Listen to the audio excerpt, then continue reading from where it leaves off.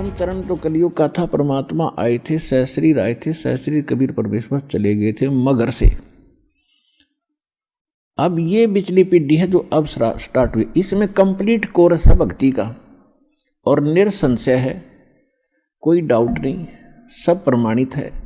अब जो भक्ति करेंगे वो पार हो जाएंगे, मर्यादा में रहेंगे अंतिम सांस तक, वो तो सतलोक चले जाएंगे। फिर क्या होगा, 1000 वर्ष के बाद इस भक्ति में बहुत से ऐसे नालायक काल के दूत घुसेंगे, वो धीरे धीरे इनकी भक्ति खराब करवाना शुरू करेंगे।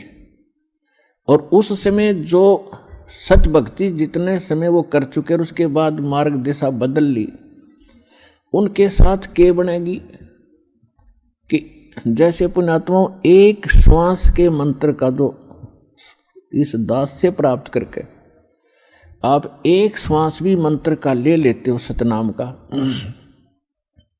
वैसे तो प्रथम मंत्र से ही आपकी गजब की कमाई शुरू हो जाती है, बहुत ज़्यादा बन जाती है।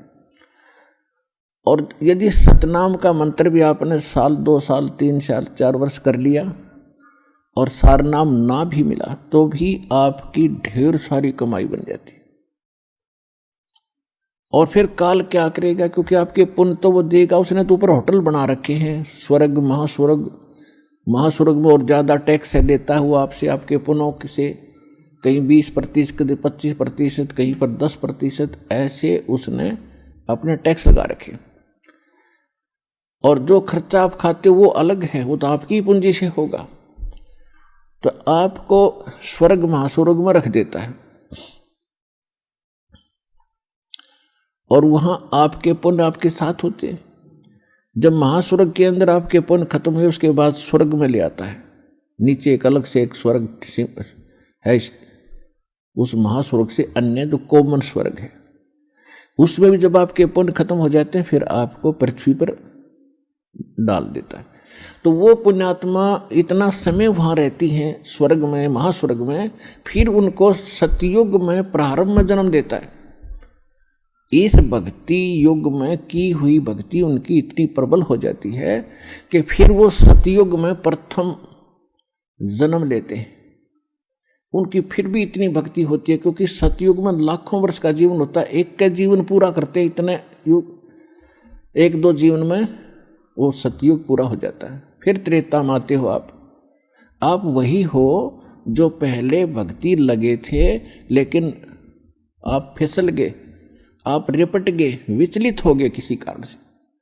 और परमात्मा का विधान है, जो जन मेरी शरण है ताका हूँ मैं दास, और गेल गेल लाग्या फिरूं जब तक धरती आकाश।